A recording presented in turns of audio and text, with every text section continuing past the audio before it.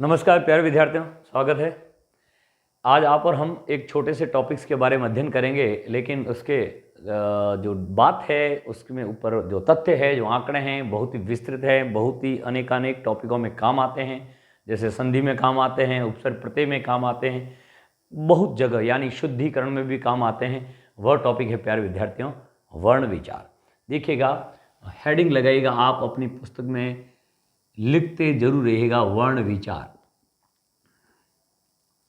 देखिए, वर्ण जो है, ये वर्ण कहाँ से आया, वर्ण है क्या, वर्ण किसे कहते हैं? सामान्यतः इन्हें अक्षर कहते हैं। भाषा की शुरुआत मानी जाती है, लेकिन बात उठी कि वर्ण कहाँ से आया, तो ध्वनि से। किससे आया? ध्वनि से। तो ध्वनि क्या है? यानी आवाज है। और ध्वनि क्या है? ये भाषा की सबसे छोटी मौखिक इकाई है। क्या है? भाषा की सबसे छोटी, वह भी मौखिक इकाई। ध्यान देना प्यारे विद्यार्थियों, यहां पर वर्ण पढ़ रहे हैं। वर्ण कहां से आया? ध्वनि से। और ध्वनि क्या है? भाषा की सबसे छोटी इकाई है। लेकिन छोटी इकाई में भी विशेषण क्या लगाए? मौखिक है। और यदि भाषा की सबसे छोटी लिखित इकाई की बात करें, तो फिर वहां वर्ण आ जाएगा और यहां पे क्या आ जाएगी? ध्वनि। तो अब आप समझ गए होंगे कि वर्ण क्या है। ध्वनि का लिखित रूप ही वर्ण है।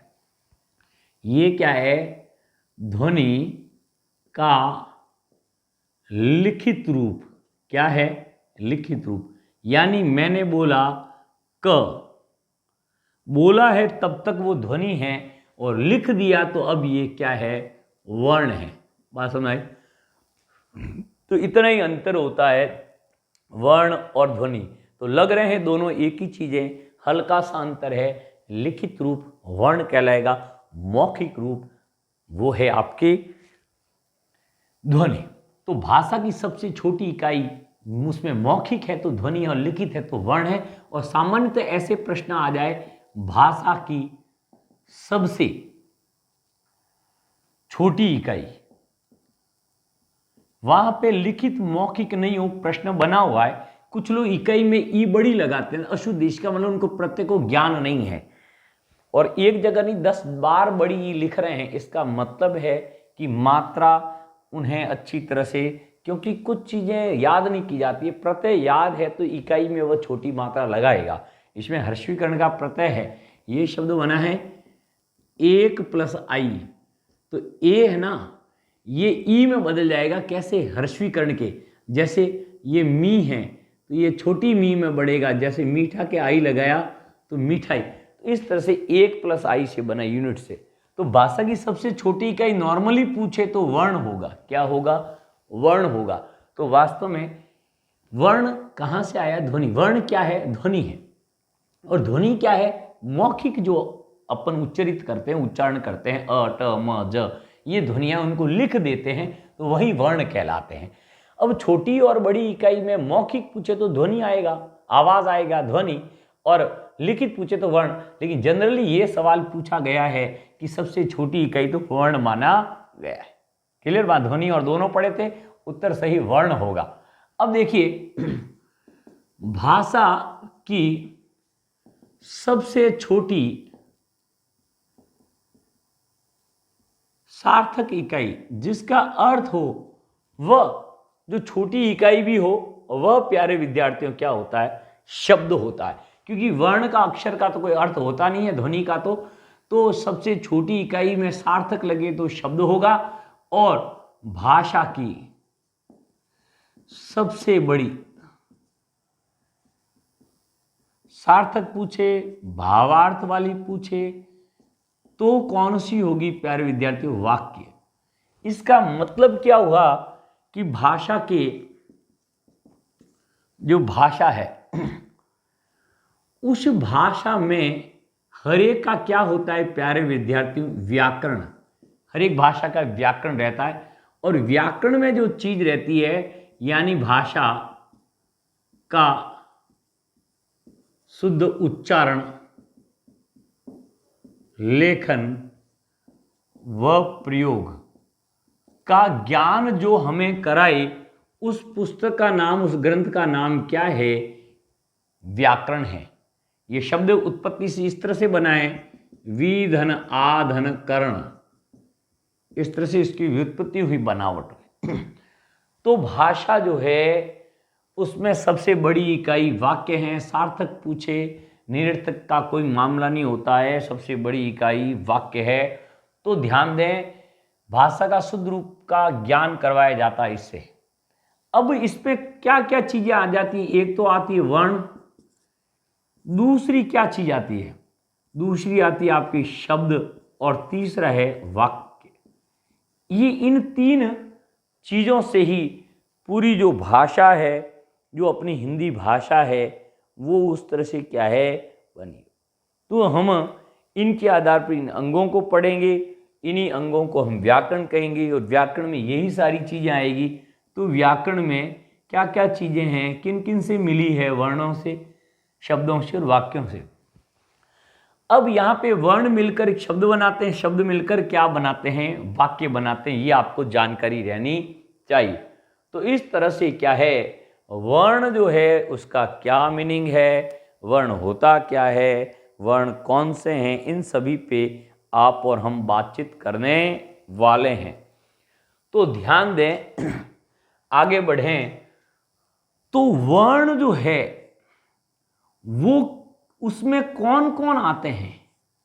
उसमें कौन कौन आते हैं प्यारे विद्यार्थियों? स्वर और व्यंजन, इनको हम क्या बोलते हैं? वर्ण बोलते हैं। वर्णों में स्वर भी आते हैं और व्यंजन भी आते हैं। स्वर कितने माने गए? 11, और व्यंजन इससे तिगुने बराबर 33 माने गए। कितने माने गए? 33। अब देखना, जो वर्ण है वो 11 और 33 का गठजोड़ है, यानी वर्ण में क्या आएंगे? स्वर और व्यंजन। वर्ण कहाँ से आया? ध्वनि से। ध्वनि क्या है? आवाज। लिखित रूप वर्ण है, मौखिक रूप ध्वनि है। दोनों छोटी इकाइयां हैं, वर्ण और ध्वनि, लेकिन लिखित मौखिक का फर्क है। सामान्यतः लिखित मौखिक नहीं मिले तो वर्ण शुद्ध माना जाता है। अब देखिए, स्वर 11 है और व्यंजन 33 है। इसमें स्वर जो है वो 11 है और 33 है। तो हिंदी में मूल वर्ण, हिंदी में मूल वर्ण पूछे तो 44 वर्ण है, और कुल पूछे या मानक पूछे तो प्यारे विद्यार्थियों 52 वर्ण होगा। कहीं गफलत में पढ़ने की जरूरत नहीं है। ये मूलतः हमारा हिसाब रहेगा कि हिंदी में वर्ण कितने हैं? 52। मानक बोलो, कुल बोलो, और जो मूल वर्ण हैं वो कितने हैं? 44 है, 11 और 33। तो इनको आप और हम इसको आगे बढ़ाएंगे। तो देखिएगा, इस चीज को आगे बढ़ाते हैं।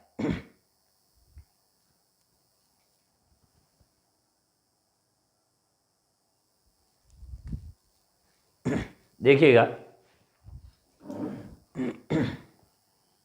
जो वर्ण है हिंदी में, इनके ऊपर बातचीत चल रही है। वर्ण कहाँ से आए? ध्वनि से। ध्वनि कहाँ से आई? भाषा से।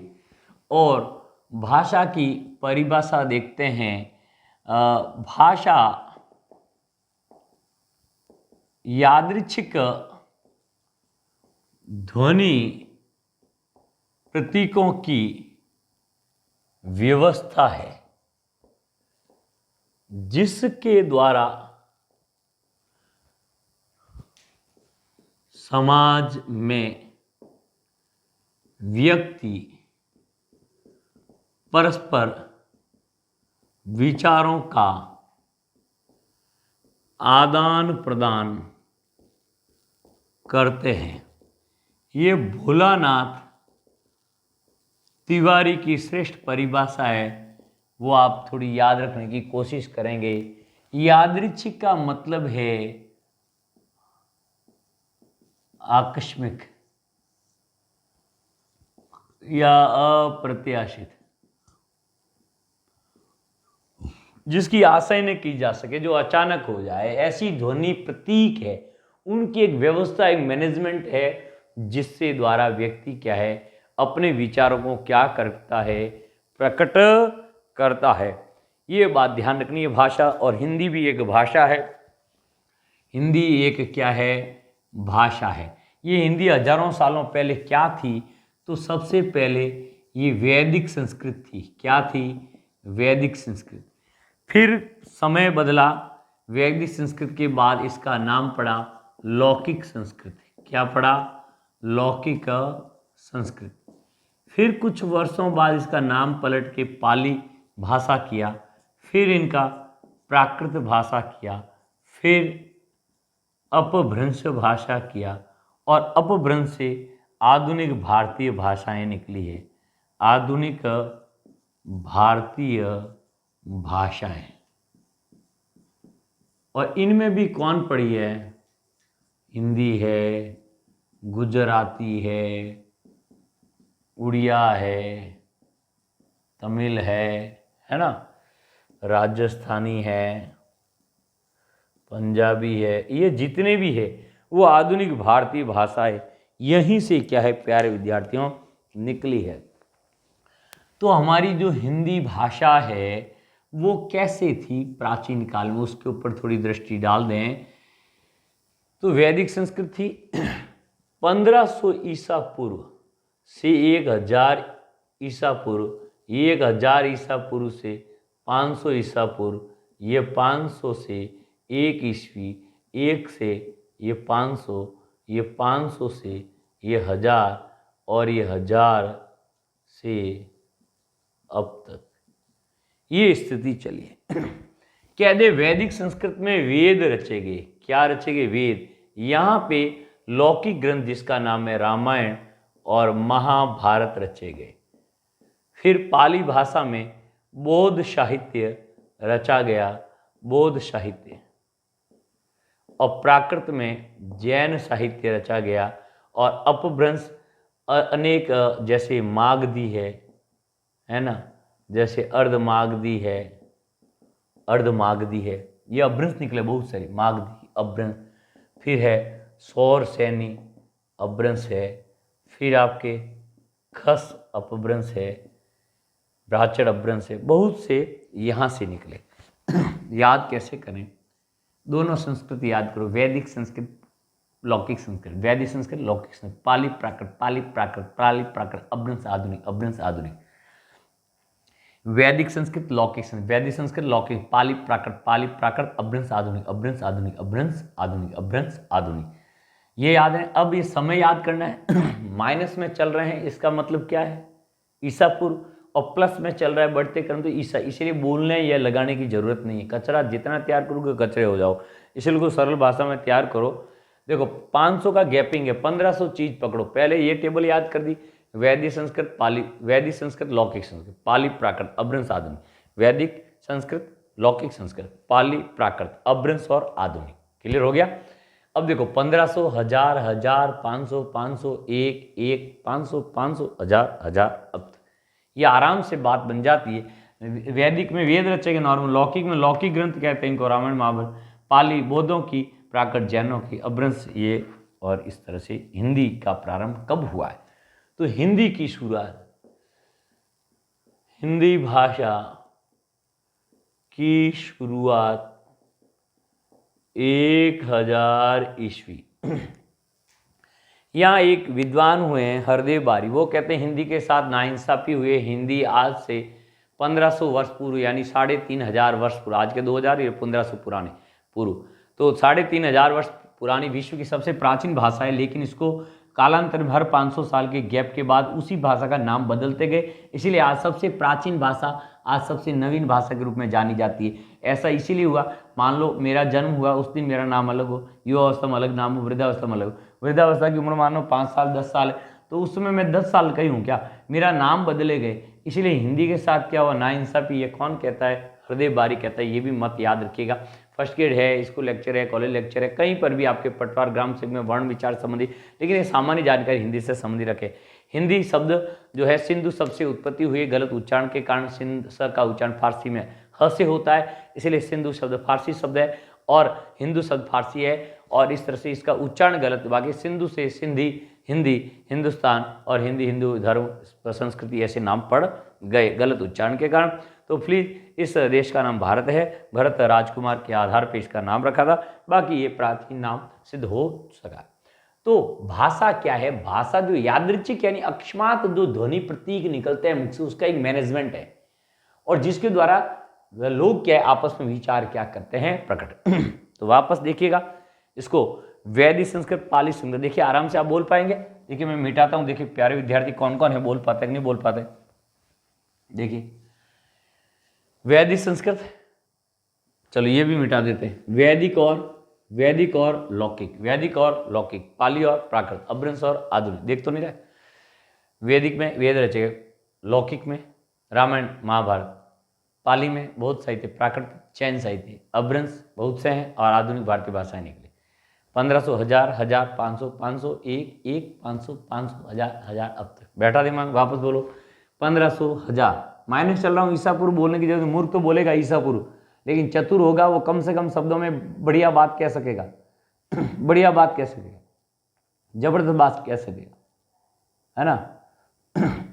तो अच्छी तरह से ध्यान देना कि यहाँ पे 1500, 1000, 1000, 500, 500, 1, 500, 500, 1000, 1000, अब तक आराम से दिमाग बैठ रहा है। ये हिंदी की स्थिति थी, हिंदी 1000 से शुरुआत, माने ह से हिंदी, ह से 1000 में प्रारंभ हुई। अब हम वर्णों की तरफ पुनः चलते प्यारे विद्यार्थियों, देखिएगा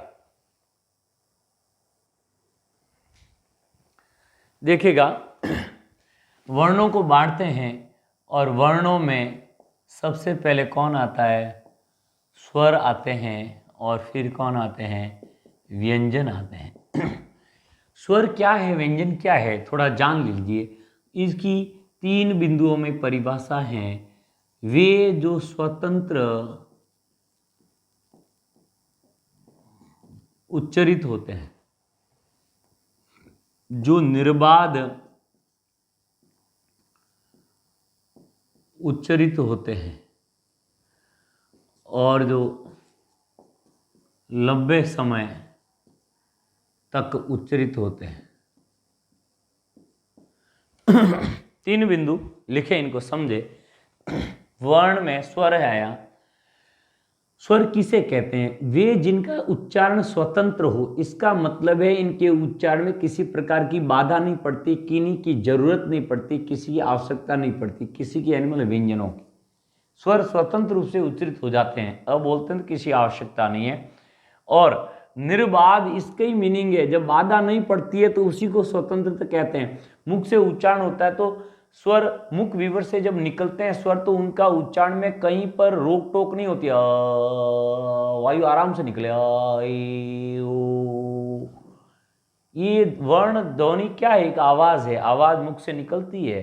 तो ध्यान दें, जब मुख विवर कहलाते हैं, यहां से यहां तक ये मुख विवर यहां से निकलती है, किसी प्रकार की बाधा नहीं पड़ती है मुख में। फिर ये प्यारे विद्यार्थी लंबे समय तक उच्चरित, लंबे समय का मतलब यूं नहीं है 2-3 घंटे तक बोल पाए, इसकी तुलना में ये व्यंजनों की तुलना में लंबे समय तक उच्चरित होती है। आगे हम व्यंजनों का भी वर्गीकरण पढ़ेंगे। देखो परिभाषा, अ से औ तक ये 11 कौन होते हैं? स्वर होते हैं। आपने कहा अंग अ को छोड़ दिया, अंग और अयोगवाद ध्वनियां होती हैं। अंग और अह यह व्यंजनों के साथ कहीं पर योग नहीं करती, अयोगवाह, है ना, इसीलिए ध्यान दें। फिलहाल इसको समझें तो जो स्वर है वो स्वतंत्र उच्चारण होता है, निर्बाध, बिना बाधा, मुख से वायु कहीं टकराती नहीं है, बिना बाधा के निकलता है, और लंबे समय तक उच्चारण हो। अब यदि स्वर के आपको पता है तो व्यंजन के पता करने की जरूरत नहीं, इसी में से निकलेगा। स्वतंत्र उच्चरित तो हम परतंत्र लिखेंगे, लेकिन परतंत्र शब्द अच्छा नहीं है, इसीलिए जगह यहां लिखा स्वरों की सहायता से उच्चरित। स्वरों की सहायता से व्यंजनों का उच्चारण होता है। यदि स्वर इसकी मदद नहीं करते तो व्यंजन का उच्चारण संभव ही नहीं है। फॉर एग्जाम्पल, ये मैंने लिखा, जैसे मान लो ये है हिंदी है, हिंदी में स्वर हट गए तो आदह, ये आधा न है ये, और ये देखो तो ये हाल हो, हाँ न द, ये हाल हो गए। इसीलिए स्वर जब वो मदद नहीं करेंगे तो व्यंजन आगे चल ही नहीं पाएंगे, है ना। कोई भी शब्द हो, अब सहायता में से व्यंजन हटा, स्वर हटा, आधा स, आधा ह, आधा य, आधा त, लो ये हालत होगी सहायता की, अपंग हो गए सहायता। इसलिए ध्यान देना, पहला बिंदु हुआ स्वरों की सहायता से ही व्यंजनों का उच्चारण होता है। और ये क से ह तक ये 33 है, कितने हैं 33, बात हो चुकी थी। तो स्वतंत्र, तो ये परतंत्र जस्ट उल्टा है, लेकिन परतंत्र लिख नहीं सकते, इसलिए सहायता किसी की लेते तो परतंत्रता है, वही है, तो स्वरों की सहायता। निर्बाध तो उल्टा क्या होगा, बाधा सहित, क्या होगा, बाधा सहित उच्चरित। मुख विवर से जब व्यंजनों का उच्चारण होता है तो मुख में बाधा पड़ती है, मुख से जब वायु निकलती है तो बाधा पड़ती है, बाधा इन टकरा के निकलता है। जैसे देखिए ये अपन ने व्यंजन लिखा, इसको बोलते हैं क क, तो वायु टकराएगी फिर बाहर निकलेगी। अब ध्यान देना, ये क्या है, ये न स्वर है न व्यंजन है, ये क्या है, स्वर प्लस व्यंजन। पहले लिखेंगे व्यंजन, पहले व्यंजन है फिर इसमें स्वर है, और ये क्या है, ये शुद्ध रूप से व्यंजन है, ये क्या है, शुद्ध रूप से स्वर है। समझ गए। तो व्यंजन अलग होता है, स्वर अलग होता है, दोनों का मिक्स रूप अलग अलग होता है। तो मुख से बाधा पड़ती है, कप कप कप, टकराएगी वायु फिर निकलेगी, और लास्ट लंबे समय का उल्टा क्या होगा, कम समय, कम समय तक उच्चरित। कप कप बोलते ही है ना, वहां पे वायु टकराएगी, और कहने का मतलब है समय कम लगे, कप कप ज्यादा समय देखो, क पीछे स्वर आगे देखो आया। इसलिए स्वर की बात ध्यान रखें, स्वतंत्र, निर्बाध और लंबे समय तक उच्चरित। स्वतंत्र, निर्बाध और लंबे समय तक उच्चरित, ये 3 याद है तो व्यंजन की परिभाषा आप बना सकते हैं। तो स्वतंत्र उच्चरित, स्वरों की साइज, निर्बाध तो बाधा, लंबे तो कम, ये ऑटोमेटिक उल्टा, निर्बाध तो बाधा, लंबे समय तो कम समय। स्वतंत्र का परतंत्र नहीं है, बस स्वतंत्र का स्वरों की सहायता से उच्च, ये इतना सा फर्क है। तो ध्यान दें, अब हम स्वरों को आगे पढ़ेंगे फिर व्यंजनों को पढ़ेंगे, तो ध्यान दें। फिलहाल ये इतना ध्यान रखना कि स्वर व्यंजन में क्या डिफरेंट है। ये है ना व्यंजन है शुद्ध रूप से, आधा अक्षर होते हैं ना वो व्यंजन होते हैं। कौन होते हैं, व्यंजन। और ये जो है वो स्वर और व्यंजन मिक्स है, दोनों ही मिक्स है। और ये ऊपर वाला केवल स्वर है, ऊपर वाले सभी जानते हैं, अच्छी तरह से जानते हैं। अब आप और हम इस बात को आगे बढ़ाते हैं, हम स्वरों का वर्गीकरण पढ़ेंगे, फिर हम व्यंजनों का वर्गीकरण पढ़ेंगे। अब देखिए, आप और हम स्वरों का वर्गीकरण पढ़ेंगे, तो हेडिंग लगा दो, शीर्षक लगा दो, स्वरों का वर्गीकरण। बहुत विस्तृत वर्णमाला है। देखिए वर्णमाला, मैंने एक शब्द बोला तो अच्छी तरह से यार वर्ण का समझ गया, तो वर्णमाला लगा तो वर्णों का व्यवस्थित क्रम है, एक सीक्वेंस व्यवस्थित। क ख ग घ पहले क्यों आए, इसका कारण है। च छ ज बाद में क्यों आए, प फ व अंत में क्यों आए, ये र ल व इस तरह से क्यों, जब इसका व्यवस्थित कारण है ना, मुख्य उच्चारण स्थलों से, इसीलिए इनको वर्णमाला शब्द लगा। माला का व्यवस्थित क्रम रहता है। तो स्वरों का वर्गीकरण देखिए, सबसे पहले आप वहाँ हम देखेंगे उत्पत्ति के आधार पर, कौन सा है, उत्पत्ति के आधार पर। फिर देखेंगे प्यारे विद्यार्थियों मात्रा के आधार पर, क्या देखेंगे, मात्रा के आधार पर। फिर देखेंगे प्रयत्न के आधार पर, और फिर देखेंगे स्थान के आधार पर। कौन सा स्थान, उच्चारण स्थान पर। सब जगह उच्चारण है, इसको कालमान भी कहते हैं, टाइमिंग कहते हैं। तो स्वरों का वर्गीकरण देखते हैं उत्पत्ति के आधार पर, मात्रा के आधार पर, प्रयत्न के आधार पर, और उच्चारण स्थान। इनको उच्चारण मात्रा भी कहते हैं, उच्चारण प्रयत्न भी कहते हैं। देखिए उत्पत्ति के आधार पर, उत्पत्ति यानी स्रोत या जन्म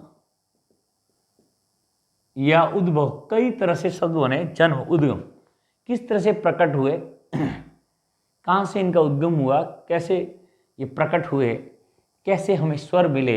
तो इस आधार पे, जन्म के आधार पे 2 भागों में बांटते हैं प्यारे विद्यार्थियों। पहला है मूल स्वर, और दूसरा है संधि स्वर। क्या है, मूल स्वर और संधि स्वर। मूल स्वर जो है वो किसी से उत्पत्ति नहीं हुई वो चीज है, तो मूल स्वर है अ, ई, उ और री, ये जो है वो मूल स्वर है। और संधि स्वर जो होते हैं वो भी दो भागों में बढ़ जाते हैं। पहला होता है दीर्घ और दूसरा होता है आपके संयुक्त। क्या होता है? संयुक्त। तो देखिएगा दो प्रकार से ये बातें हैं इसमें, तो दोनों को आप ध्यान रखिएगा कि किस तरह से किसकी उत्पत्ति होती है। तो इनमें आपको ये ध्यान देने वाली बात है कि उत्पत्ति यानी जन्म के आधार पे अ, ई, उ, री 4 है और 7 जो हैं इसमें आएंगे। सभी को पता है टोटल 11 है। तो दीर्घ और संयुक्त जो यानी इनके अलावा सभी जो है वो संधि वाले हैं, लेकिन संधि में यहाँ आ है, ई है और उ है। ये सभी संधि है जहां आपके काम आएंगे संधि में, इसलिए इनको संधि बोलते हैं, संधि स्वर बोलते हैं। ये हैं दीर्घ है और यहाँ पे ए है, ऐ है, ओ है और औ है। ये जो 4 है ना, ये प्यारे विद्यार्थियों संयुक्त है। इसलिए यहाँ प्रश्न बनता है इंपोर्टेंट, इसीलिए आप याद रखेंगे। लोग दीर्घ को और संयुक्त को एक ही मान लेते हैं। संयुक्त का मामला अलग है, दीर्घ का मतलब अलग है। एक किताब में संयुक्त है ना, इन सभी को, सातों को संयुक्त मानना है। सातों संयुक्त है, ये गलत बात है। ये 4 है ना संयुक्त है, 4 संयुक्त है। संयुक्त जो है ना ये सभी नहीं है, इसलिए परिभाषा जिसको संयुक्त की आएगी उसको पता चल जाएगा। संयुक्त का मतलब दो भिन्न भिन्न चीजें होगी, तभी इतिहास में भी विज्ञान में भी संयुक्त मानते हैं। मारवाड़ और मेवाड़ की संयुक्त सेना ने मुगलों को हराया, इसका मतलब क्या हुआ? दोनों देश अलग थे, दोनों मिक्स हुए तो संयुक्त हुए। संयुक्त परीक्षा प्रारंभिक अलग थी, मेंस अलग थी, दोनों अलग अलग प्रकार की परीक्षाएं हैं, उनको एक साथ किया ज्वाइंट परीक्षा, संयुक्त परीक्षा। तो ध्यान देना, संयुक्ताभ्यास क्या होगा? जब दो देश भिन्न भिन्न होंगे अलग, तो 7 आए तो संयुक्त है। या दोनों एक ही, अ छोटे हो बड़े हो सभी एक ही है, इसीलिए इनको दीर्घ कहते हैं। यानी आ किससे बना है? दोनों ही अ से, दोनों ही ई से, दोनों ही ऊ से। यहाँ भिन्न भिन्न है, अलग अलग चीजें हैं, इसीलिए इनको संयुक्त कहा गया है। क्योंकि ये ए बराबर है ना अ प्लस ई से बना है। देखो भिन्न भिन्न है, ये किससे बना है? अ प्लस ए से बना है। देखो ये किससे बना है? हाँ बताओ, ये ओ किससे बना है? ये अ प्लस उ से, भिन्न से। देखो, और औ किससे बना है? ये अ प्लस ओ से। देखो, कहने का मतलब भिन्न भिन्न स्थितियां हैं, तभी तो ये चीज हमें प्राप्त हो रही है।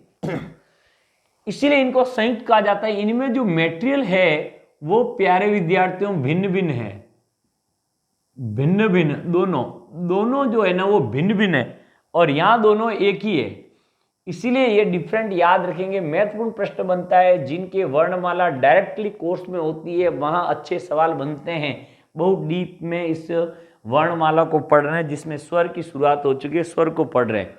तो ये थी उत्पत्ति के आधार पर। प्यारे विद्यार्थी ध्यान रखेंगे, वापस अभ्यास करें। उत्पत्ति के आधार पर दो है, दो प्रकार, मूल और संधि। मूल स्वर और संधि स्वर। संधि यानी जिनसे योग से बने हैं, तो इसमें संधि वाले भी दो भागों में बढ़ते, दीर्घ और संयुक्त स्वर। आ है, ई है और उ है, ये तीनों ही जो गुरु है वो, या तो गुरु तो सभी को बोलते, लेकिन इनको, ये सभी संधि स्वर है, लेकिन आ, ई और उ दीर्घ है। और संयुक्त इन्हें कहते हैं। संयुक्त क्यों करें सर, इनको दीर्घ में क्यों नहीं शामिल किया? ये तो दीर्घ स्वर उधर मात्रा के आधार पर तो उधर इसमें आएंगे। संयुक्त नाम ये है कि ये चारों क्या है, भिन्न भिन्न, दोनों में भिन्न भिन्न चीजों से मिलके बने हैं, इसलिए संयुक्त नाम। अब मात्रा के आधार पर देख लीजिए, मात्रा का मतलब होता है प्यारे विद्यार्थियों समय। और समय कौन सा? उच्चारण में लगा, उच्चारण में लगा जो समय है उसे क्या कहते हैं? मात्रा। और इसमें 3 तरह की स्थिति बनती है। पहले बनेगा आपके लघु है, जैसे ह्रस्व है, दीर्घ है और प्लुत है।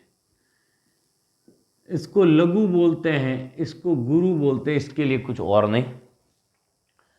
ह्रस्व को एक मात्रा वाला भी बोलते हैं, इसको दो मात्रा, इसको तीन मात्रा वाला भी बोलते हैं, तो ये भी ध्यान रखें। ह्रस्व दीर्घ, ह्रस्व और दीर्घ। थोड़ा प्रयत्न इधर कर लेते हैं, तो इधर जो है इंपॉर्टेंट वाला हटा देते हैं, लेकिन दिमाग में इंपॉर्टेंट रखिएगा इसकी। इसको एक मात्रिक बोलते हैं, इसको क्या बोलते हैं? एक मात्रिक। इसको क्या बोलते हैं? दो मात्रिक, दो मात्रा। और इसको त्रैमात्रिक, यानी ये एक मात्रा, ये दो है, ये तीन है। ह्रस्व देखो, ह्रस्व नहीं होता, ह्रस्व र डाला बीच में। ह्रस्व यानी एक मात्रा वाला, दीर्घ यानी दो मात्रा, प्लुत यानी तीन वाला। मूल तो दो ही कल्पना करते हैं, लेकिन तीन का भी नाम है। इसीलिए इधर तो कौन आएंगे? अ, ई, उ, री, ये चारों ही। इसमें एक एक गुना समय लगता है, और इससे दुगुना लगेगा। आ, ई, उ, ए, ऐ, ओ और औ। अब लास्ट में कौन बच गया? कोई बचा नहीं सर, 7 4 11 हो गए। लेकिन यहां पे प्लुप्त स्वर होता है जिसमें समय तिगुना लगता है, इससे तिगुना लगता है। इसमें देख, अ बोलेंगे आ, ई, उ, ए, ऐ, ओ। इनमें दीर्घ मात्रा काउंट होती है, इनसे जस्ट दुगुना समय लगता है, और इनसे जस्ट तिगुना लगता है यहां पे।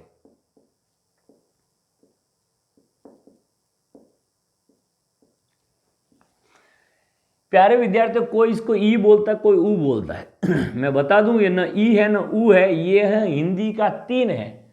ये हिंदी की मात्रा होती है 1 2 3 4 5 6 7 8 9 10। ये देखो, ये हिंदी का 3 नंबर है। जिसको 10 तक गिनती आती है उसको हजारों तक की लिख सकता है। बस गिनती में एक लाइन ही आनी चाहिए, बाकी सब आ जाता है। तो इससे ये क्या है? इस रा को तिगुना समय देना। देखो, एक गुना दू र, दो गुना रा, तिगुना रा। लेकिन सटीक तिगुना समय निकालना है तो सांस अंदर भर के आप छोड़ते हुए बोले, शुद्ध उच्चारण तिगुना आएगा। राम, राम, ओम। 3 गुना ही समय लगेगा, और बाकी तो बाबा रामदेव की तरह ओ बोलती रहो। 1 मिनट तक बोल देगा बाबा रामदेव, 3 मिनट बोल देगा। इसीलिए वो व्याकरण के अनुसार इसको शुद्ध तिगुना समय, क्योंकि कोई कह दे सर मेरे तो 4 सेकंड, आप 25 सेकंड आ रहा है इसमें, तो शुद्ध उत्तर होगा कि वायु फेफड़े में भरकर, यहां भरकर फिर छोड़ते हुए बोले तो तिगुना समय ही लगेगा। तो ये मात्रा के आधार पर प्यारे विद्यार्थियों 3 भागों में बांटते हैं। 3 होते हैं, ह्रस्व, दीर्घ, प्लुत। अब आप कहेंगे ह्रस्व और दीर्घ और ये नाम डबल क्यों रखे? देखो, ये तो नाम है ना, ह्रस्व दीर्घ क्या कहां होते हैं? व्याकरण में नाम होते हैं। और लघु गुरु कहां होते हैं प्यारे विद्यार्थियों? छंद शास्त्र में। कहां होते हैं? जब फर्स्ट किट के अंतर्गत छंद शास्त्र पढ़ेंगे, दोहा, सोरठा, उलाला, कवि, चौपाई का ज्ञान कराएंगे, तब वहां ह्रस्व दीर्घ गलत है, वहां उनका नाम लिया जाए क्या? लघु गुरु। लेकिन यहां लोग व्याकरण में बोलते हैं कि लघु और दीर्घ बोल देते, ये जोड़ी मनपसंद जोड़ी बोल देते। ह्रस्व बोलोगे, ह्रस्व का विलोम दीर्घ है, लघु का विलोम गुरु है। इसलिए जानकारी रखनी है। बोलने को आप खुद भी बोले, जब प्रश्न बन जाए तो जानकारी बहुत काम आएगी। तो अब हम बढ़ेंगे प्रयत्न के आधार पर। किसके आधार पर बढ़ेंगे? प्रयत्न के आधार। तो प्रयत्न के आधार पर प्यारे विद्यार्थियों देखिएगा, प्रयत्न के आधार पर उच्चारण स्थान के आधार पर तो सरल है प्यारे विद्यार्थियों। उच्चारण स्थान के आधार पर जैसे कंठ है, पहले ये देख ले, कंठ है, तालु है, मुर्दा है ना। दंत से कोई नहीं बोला जाता है, ओष्ठ है ना। फिर कंठ तालु है और कंठ ओष्ठ है। ये इतनी स्थितियां है। कंठ से, तालु से, मुर्दा से कुल मूल 5 होते हैं, क्योंकि इसके आगे आगे विस्तार हो जाते हैं। तो कंठ, तालु, मुर्दा, ओष्ठ, कंठ तालु, कंठ ओष्ठ। इनसे यहां से कौन बोला जाता है? अ और आ, या ई और ई और यहाँ री ऋषि है, यहाँ है ऊ, कौन है ऊ, दोनों ही। और कंठ तालु ए आई और यहाँ है ओ और औ। देख लेता हूं मैं, कट तो नहीं रहा है प्यारे विद्यार्थियों, है ना, कहीं मेहनत बेकार न जाए ना। ओके रिपोर्ट है फिलहाल। तो देखो जी कंठ से अ आ बोले जाते हैं। कंठ सबसे पहला स्थान कंठ होता है, इसीलिए कंठ से अ और आ। इसके बाद है ना तालु होता है। तालु, तालु क्या है, जहां पे सॉफ्ट जगह होती है, जहां कोई खाद्य पदार्थ खाते हैं, अखाद्य चीजें बाल वगैरह वो चिपकते हैं ना, वो वहीं पे भगवान ऐसी चीज बनाए, वो तालु है।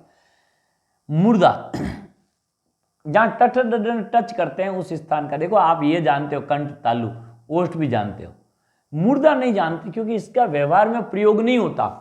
व्यवहार में मुर्दा शब्द आता ही नहीं, इसलिए लोग जानते नहीं है।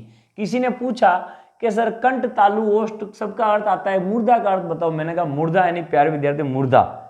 कि सर ये क्या हुआ, अर्थ तो बताओ। मैंने कहा मुर्दा यानी मुर्दा होता है। उन्होंने कहा नहीं सर अर्थ चाहिए। मैंने कहा भाई कंठ यानी, उन्होंने कहा कंठ। मैंने कहा तालु यानी तालु। मैंने कहा दंत यानी दंत, ओष्ठ यानी ओष्ठ। तो बच्चों मुर्दा यानी मुर्दा। सर मजाक मत करो सर, अर्थ तो बताइए। अर्थ नहीं है। देखो नीम का अर्थ क्या है, नीम, नीम का अर्थ मैं कहूंगा नीम। भैया सर शेर का अर्थ बताओ। मैंने कहा शेर।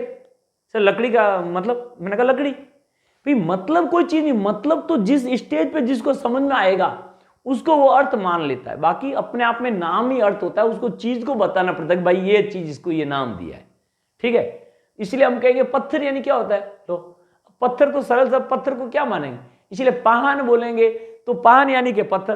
तो मैंने पत्थर क्यों, प्रस्तर यानी मैंने पत्थर अर्थ क्यों बताया, क्योंकि आप जो जान रहे हैं उस शब्द को मैं जोड़ता हूं वही अर्थ होता है। तो मुर्दा यानी अर्थ है एक कठोर जगह का, ज्यादा ये एक कठोर जगह का नाम, एक प्लेस का नाम है, एक जगह का। लेकिन रियल में ये सभी स्थान जानते हैं। स्थान आपको एग्जैक्ट बताऊं मैं, तो ये दांतों के बैग जाते हैं तो धारी नामक ये लकीरें टाइप ऐसे आती है, ऐसे आपने देखी होगी, ऐसे बनी हुई। यहां जैसे हाईवे पे डिवाइडर पे कलर किया होता है और गाड़ी निकलती है ऐसे आती है, रगड़ होती है ना, वो पट्टी टाइप यहां होती है, यहां धारियां होती है। उस स्टेज, उस स्थान का नाम क्या है, मुर्दा नामक जगह, उस जगह का नाम है। वहां से टट डडना और री का उच्चारण होता है। तो अ इसलिए पहले आए हैं क्योंकि कंठ पहले आता है, तालु उसके बाद। देखो पहला स्थान कंठ है, और कंठ मतलब ये होता है, ये नुकीली चीज, जो लड़कियों के नहीं होता है, ये नुकीली, ये आदमियों की होता है, क्योंकि आवाज में भारीपन लाने के लिए परमात्मा ये किशोर अवस्था के बाद में दे देता है ये, इसलिए भारी हो जाती है आवाज और डिफरेंट हो जाती नर नारी की आवाज में। यह आवश्यकता होने के कारण भगवान ने ऐसा किया।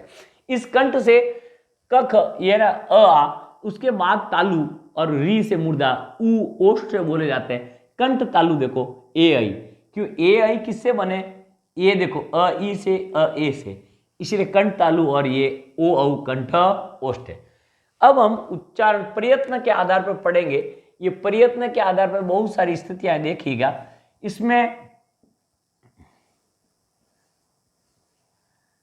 इसमें आंतरिक प्रयास भी है और बाह्य प्रयास भी है। ये चीज सबसे इंपॉर्टेंट है प्यारे, और सबसे क्लिष्ट भी है।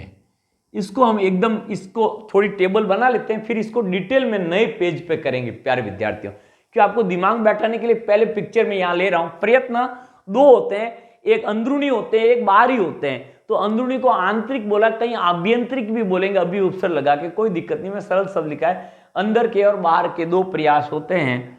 तो आंतरिक में तीन होते हैं जी, जैसे मुख होता है, जीभ होती है और ओष्ठ होते हैं। ये तीन जो चीजें हैं उनसे इसका डिवाइडेशन होगा। और बाह्य में भी चीज होगी, घोष है, अघोष है, ये घर्षण के आधार पे। और फिर है आपके ये प्राण वायु के आधार पे, अल्प प्राण और महाप्राण। तो बाह्य प्रयोंत में ये स्थितियां होती है। तो आप और हम नए पेज पे पढ़ने वाले इस चीज को, फिलहाल इसका रिवीजन कर लें। स्वरों को वर्गीकरण करते हैं, 11 स्वरों को बांटते हैं, जो 11 हमारे स्वर है उनको बांटने की जो बात हो रही है, बंटवारा हो रहा है, कैसे? पहले देखिए, उत्पत्ति मात्रा प्रयत्न स्थान, उत्पत्ति मात्रा प्रयत्न स्थान, उत्पत्ति मात्रा प्रयत्न स्थान, इन 4 आधारों पे बांटते हैं। कहते हैं मनुष्य को बांटना है तो भाई मनुष्य को बांट सकते हैं, लेकिन आप कहोगे सर कैसे बांटे, बताओ ना, आधार तो बताओ, बेस तो बताओ। मैंने कहा लिंग आधार पे, आपने कहा स्त्रीलिंग पुल्लिंग। मैंने कहा रंग के आधार पे, काला गोरा। मैंने कहा देश के आधार पे, सर 200 प्रकार बनाएंगे, बनाओ, जितने देश उतने प्रकार। सर ऊंचाई के आधार पर बनाएंगे, ऊंचा है ना, लंबा बना। सर मोटा पे के आधार, मोटा और पतला। सर मूर्खता ज्ञान के आधार पर बनाओ, ज्ञानी है ज्ञानी। सर साक्षरता पढ़ा लिखा उस पर बनाओ, साक्षर निरक्षर। तो कई प्रकार बना सकते। शादी के आधार बनाए सर, शादी हुई वो शादीशुदा और नहीं शुदा क्या, कुंवारा, सॉरी, है ना। तो कहने के मतलब कोई प्रकारों का लिमिटेशन नहीं है, चीज वही है, मनुष्य वही है, लेकिन मनुष्य को कई आधार पे बांट सकते हैं, है ना। उस आधार पे क्या है, इन स्वरों को बांटा है उत्पत्ति के आधार पे। पहले उत्पत्ति मात्रा प्रयत्न स्थान, उत्पत्ति मात्रा प्रयत्न स्थान, पहला क्या है उत्पत्ति, दूसरा क्या है मात्रा यानी समय, टाइमिंग। और मात्रा किसे कहते हैं, समय को कहते हैं। और मात्राएं, प्यारे विद्यार्थियों ध्यान रखिएगा, ये मात्राएं ना, मात्राएं कितनी मानी जाती है अच्छी तरह से याद रखना। मैं गांड बोन लिखा रहा हूं 10, मात्राएं कितनी है 10, और स्वर कितने हैं 11। ये जबरदस्त बात है, अच्छी तरह से याद रखना। अ की मात्रा नहीं है, किसकी मात्रा नहीं है, अ की मात्रा नहीं होती, ये अच्छी तरह से ध्यान रखिएगा। जैसे देखो अ आ ई उ री ए ऐ ओ और औ, ये इसकी मात्रा नहीं होती है। यहां इसकी ये होगी, इसकी ये होगी, ये है, ये उ, ये री, ये ए है, ये ऐ है, ये ओ है और ये औ है। तो अ की मात्रा नहीं होती है, तो ध्यान दें, ये तो हुई 10 और ये हुए 11। तो उत्पत्ति मात्रा प्रयत्न स्थान, उत्पत्ति मात्रा प्रयत्न, उत्पत्ति के आधार पर मूल स्वर और संधि स्वर, मूल अ ई उ री, और संधि में कौन आएंगे, दीर्घ और फिर संयुक्त। दीर्घ में आ ई और उ, और शेष ए ऐ ओ किस में जाएंगे, संयुक्त में जाएंगे, क्योंकि भिन्न भिन्न से बने हैं ना। आलू और प्याज भिन्न है तो संयुक्त होगा, 2 सब्जी होगी, 2 संयुक्त मिश्रण है। छोटे आलू बड़े आलू, छोटे पतले आलू मिक्स करके बनाए तो सब्जी एक ही कहलाएगी, वो है एक ही, दीर्घ है, छोटे बड़े हो जाए।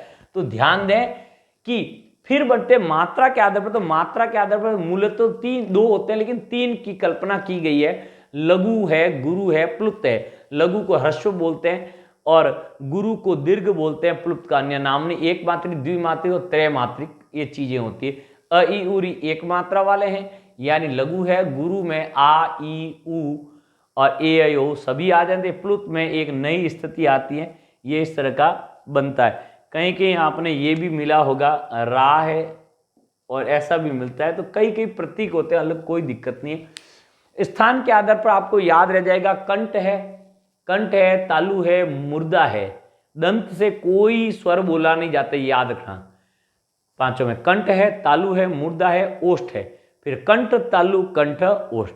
कंठ में अ, तालु में ई, मुर्दा में री, और ए ऐ कंठ तालु ओ औ कंठ ओष्ठ।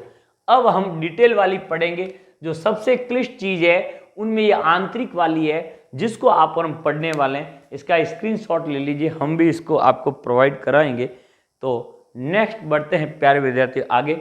आपने अच्छी तरह से इसको दिमाग में बैठाया होगा, पक्का?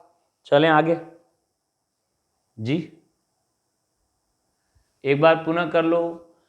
स्वरों का वर्गीकरण कर रहे हैं हम। स्वर कितने हैं 11, मात्राएं कितनी हैं 10, 4 आधार पे बांटते हैं। पहला है उत्पत्ति, फिर मात्रा, फिर प्रयत्न, फिर स्थान। इसको फिर शब्द हटा के बोलें, उत्पत्ति मात्रा स्थान, उत्पत्ति मात्रा प्रयत्न स्थान, उत्पत्ति मात्रा प्रयत्न स्थान। उत्पत्ति के आधार पर मूल कौन है, अयूरी। संधि कौन है, दीर्घ और संयुक्त। दीर्घ में आ ई और उ, और संयुक्त में आते ए ऐ ओ औ। भिन्न से बने हैं, 2 भिन्न भिन्न के मिश्रण से, इसलिए संयुक्त कहलाएगा। संयुक्त चीज को अच्छी तरह से याद रखिएगा, इंपॉर्टेंट है। क्योंकि कुछ किताबें गलत पढ़ाती है, कुछ विद्वान कहते हैं कि ये सभी दीर्घ है ना संयुक्त है। ये सरासर गलत बात है। संयुक्त शब्द वहीं लगता है जहाँ दोनों में मिश्रण भिन्न भिन्न हो। आ दीर्घ ई दीर्घ उ में दोनों ही मिश्रण एक ही चीज का है, भले छोटा बड़ा हो। और ए आई ओ औ चारों ही भिन्न भिन्न से बने, इसीलिए यहाँ महत्वपूर्ण बात होगी। फिर देखो मात्रा के आधार पर ह्रस्व दीर्घ प्लुप्त, अयूरी ह्रस्व में है, दीर्घ में आ ई और उ और ए आई ओ है। और त्रिमात्रिक प्लुप्त जो है जिसका नामकरण प्लुप्त किया है, जिसको त्रैमात्रिक कहते हैं, जिसमें रा में ये 3 अक्षर आता है, इसको रा को तिगुना खींचते हैं, राम। ये दुख प्रकट करने के लिए इस तरह का उच्चारण किया जाता है दुख से। फिर स्थान के आधार पर आप याद कर ले, बहुत सरल है। स्थान में कंठ तालु मूर्धा ओष्ठ और कंठ तालु कंठ ओष्ठ, दंत से किसी स्वर का उच्चारण नहीं होता है, अच्छी तरह से याद रखना। कंठ में अ आ ई तालु है, मूर्धा में री है, ओष्ठ में उ है, कंठ तालु में ए ऐ और कंठ ओष्ठ में ओ औ। अब आप और हम प्रयत्न आधार पर जो टेढ़ी चीज है उसको करेंगे। इनमें भी बाह्य में बहुत सरल है, दिमाग में बैठ जाएगा। टेढ़ा जो रूप है वो आंतरिक वाला है।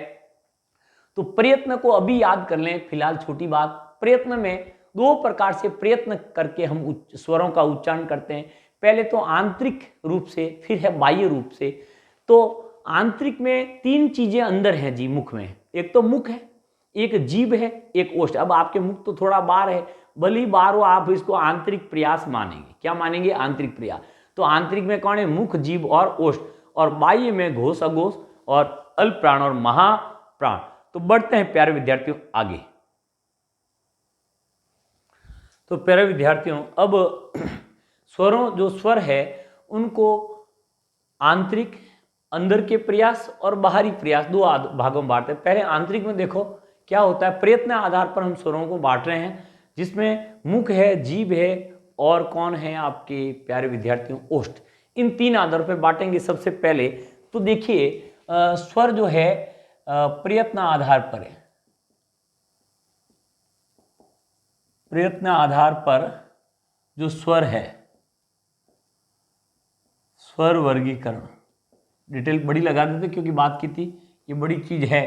तो आंतरिक में देखिए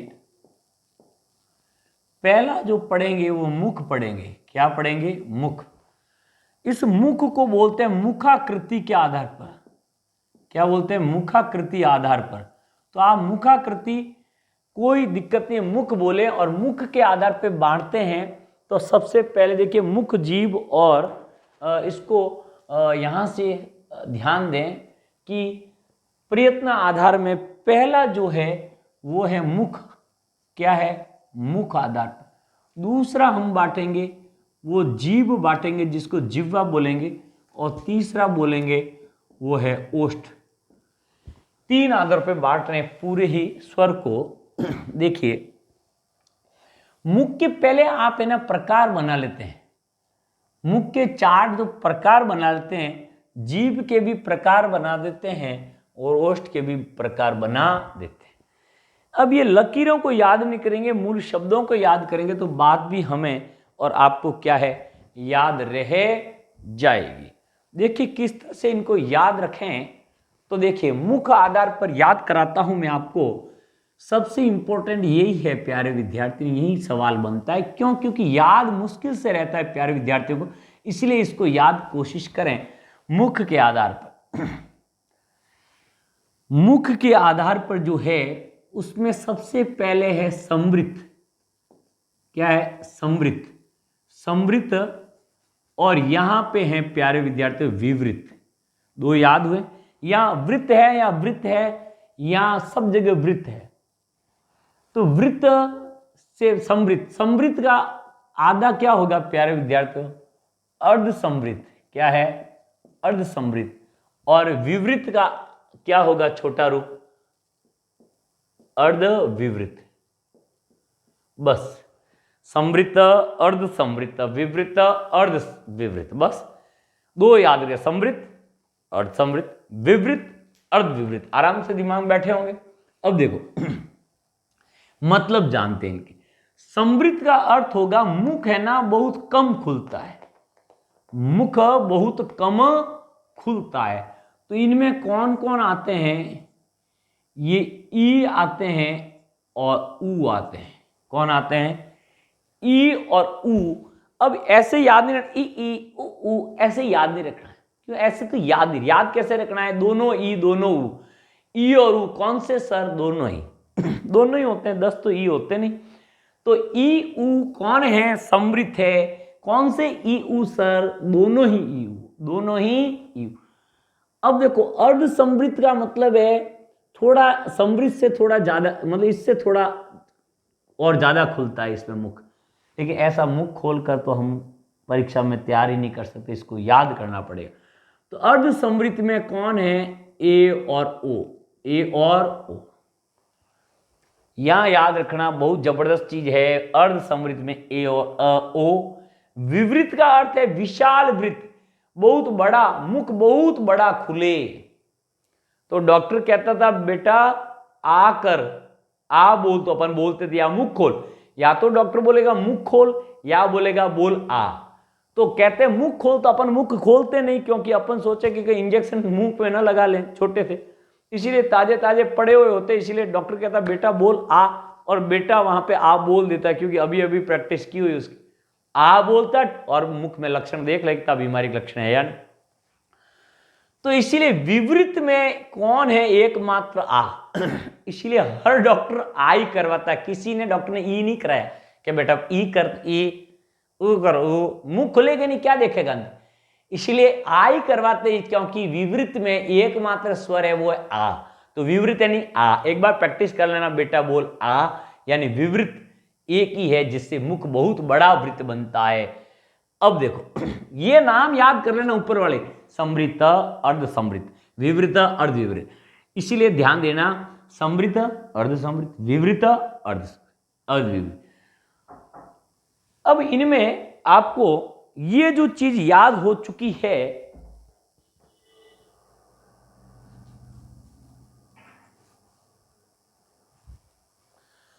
तो समृत याद है, समृत ई और ऊ। देखिए समृत का मैं एक और अर्थ बताता हूं ताकि आपको याद रहने में आसानी होगी। समृत जो शब्द है,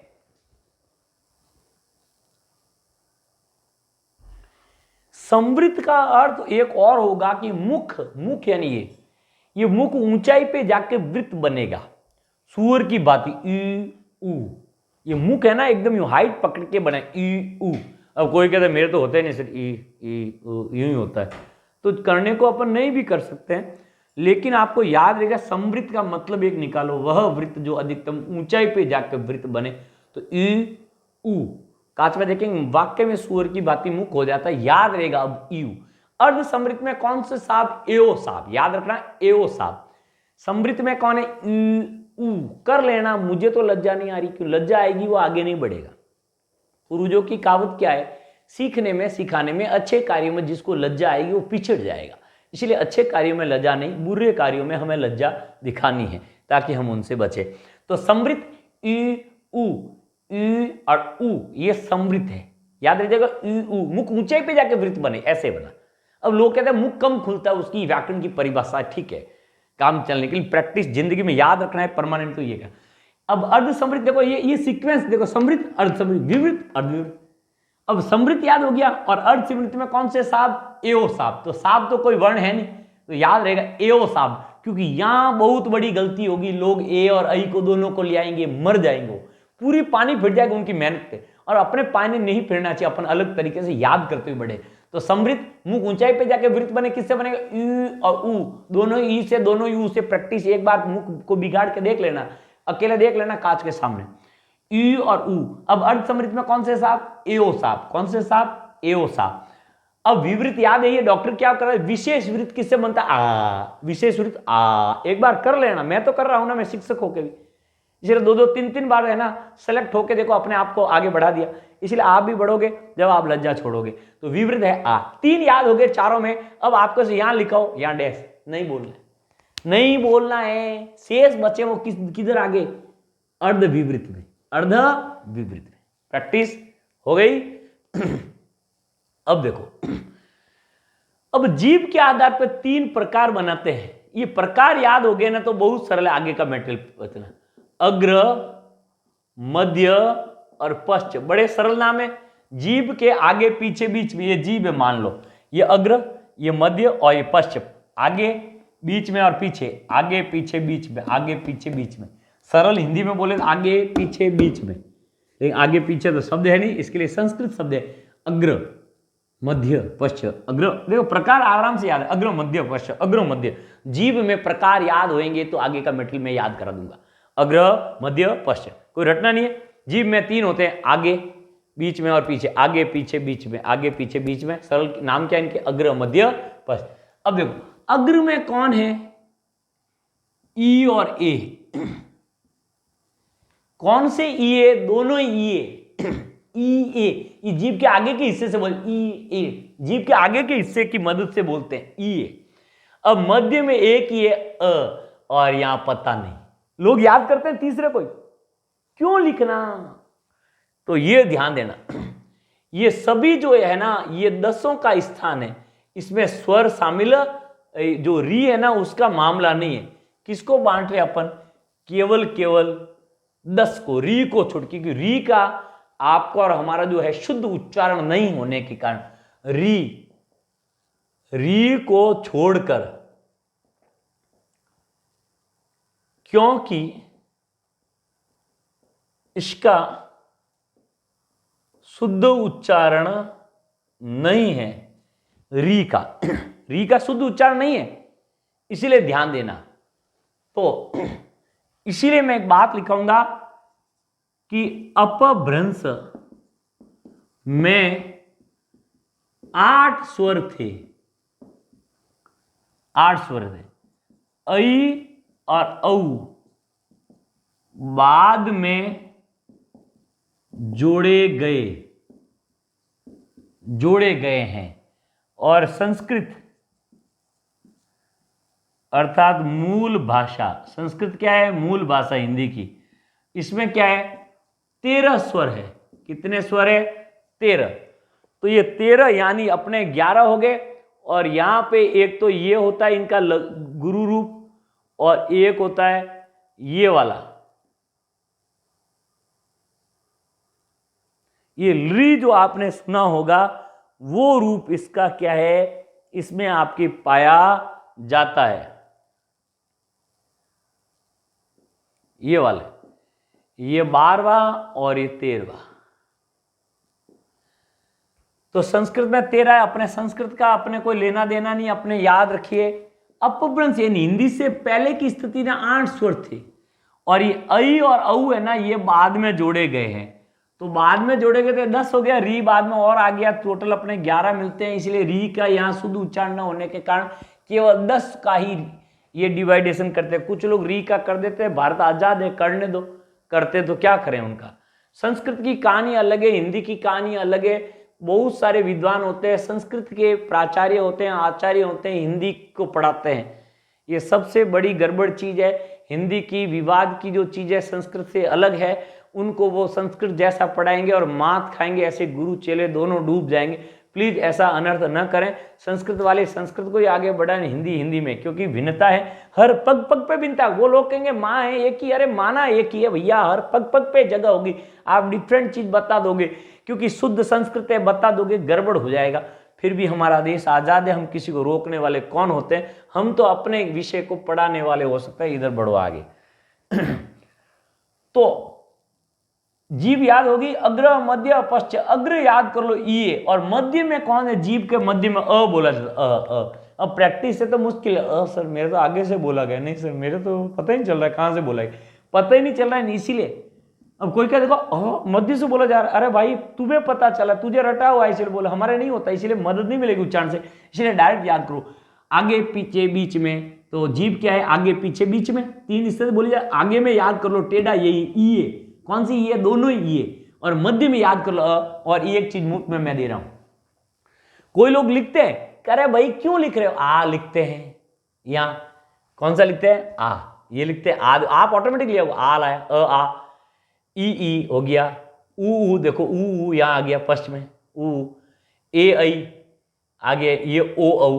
क्यों लिखना है इतने सारे? ये ऑटोमेटिक आ रहा है, इसीलिए ये 3 2 5 6 6 8 4 10, इसीलिए नहीं लिखना मतलब नहीं लिखना है, गुरु के समान समझकर आगे बढ़ना है सरल तरीके से। तो ये टेक्निक आजमानी।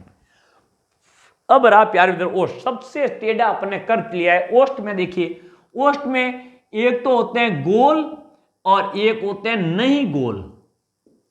बस इसके पीछे आकार शब्द जोड़ के उसको और क्लिष्ट नहीं बनाना है। वृत्त यानी गोल, अवृत्त यानी नहीं गोल, बस। तो कुछ से वृत्त बनता है, गोल बनता है, कुछ से नहीं बनता है। तो गोल किससे बनता है? ऊ और ओ से। ये गोल बनते हैं और शेष से नहीं बनते, नहीं बनते हैं, नहीं बनते हैं। बोलो, दिमाग में बैठ गया? पक्का? तो कितना प्यारी चीज है स्वर का वर्गीकरण, अपन ने देखा जबरदस्त तरीके से और आपको याद रहने वाला है। और ये चीजें बहुत काम की प्यारे विद्यार्थियों। आप first grade school lecture, college lecture, second grade, सब इसमें कहीं पर भी काम ले। डिटेल में वर्णन वाला A to Z जो कंपटीशन है, जहाँ पे आपके काम आने वाली है।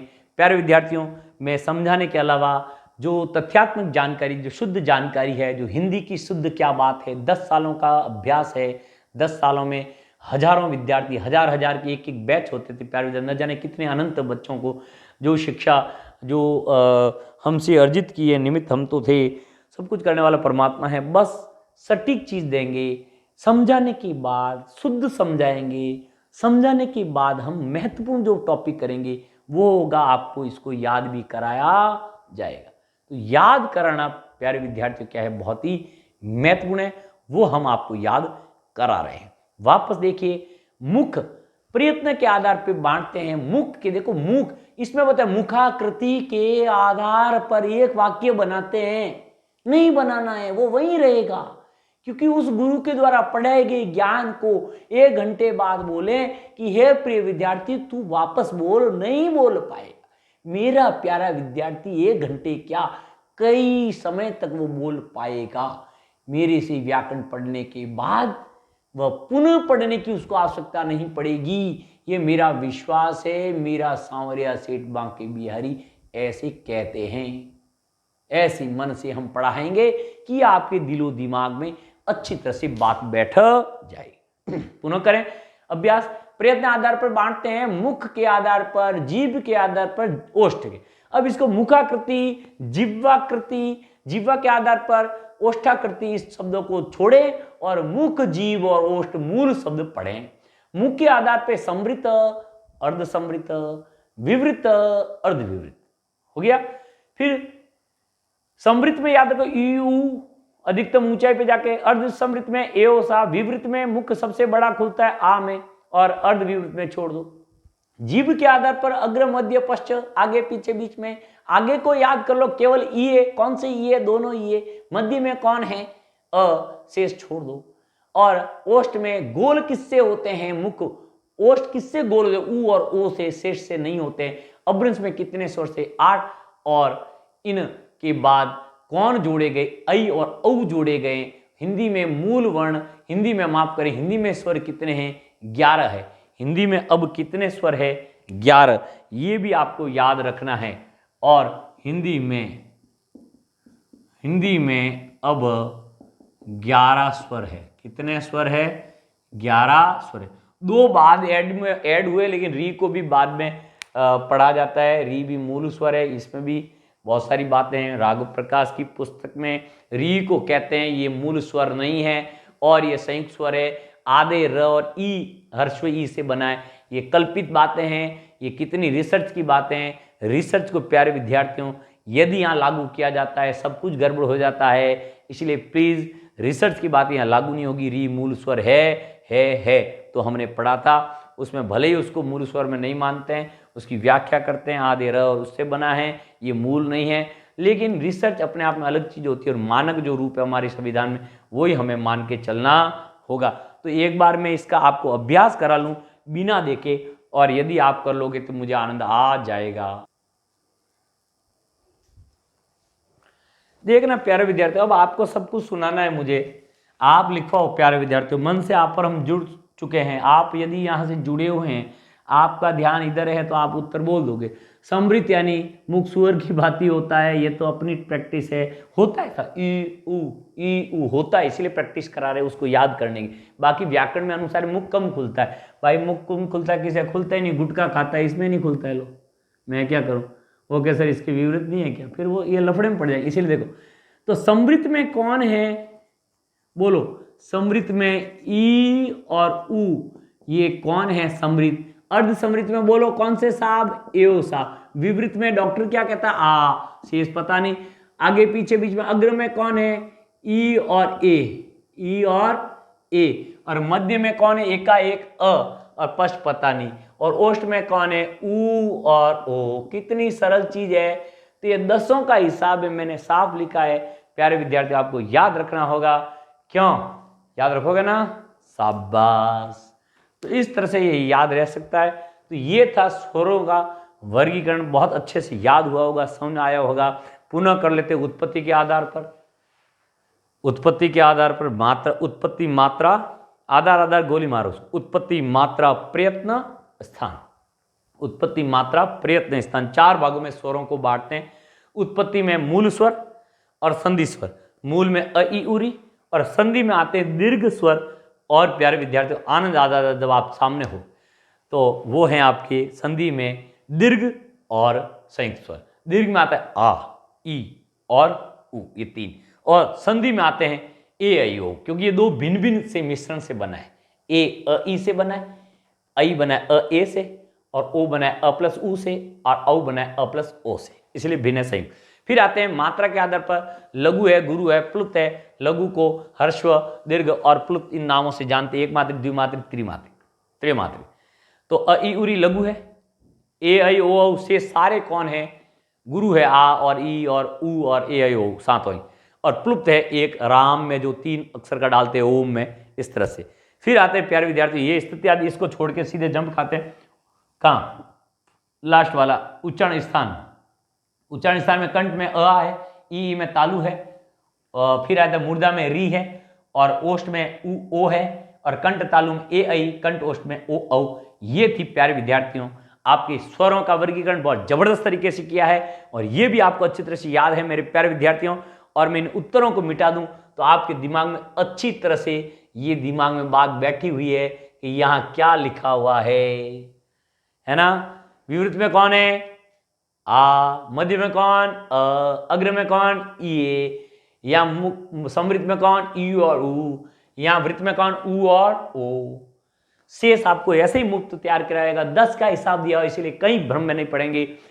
अभ्रंश भाषा जो हिंदी से पहले थी उसमें 8 स्वर थे, और कौन कौन से थे ये याद नहीं रखना है। उसमें ऐ और औ बाद में ऐड हुए हैं, और री भी बाद में जोड़ दिया गया। तो अभ्रंश में 8 थे, अ से अभ्रंश, अ से 8। तो हिंदी में मूल स्वर, हिंदी में स्वर कितने, 11। संस्कृत में कितने हैं, 13।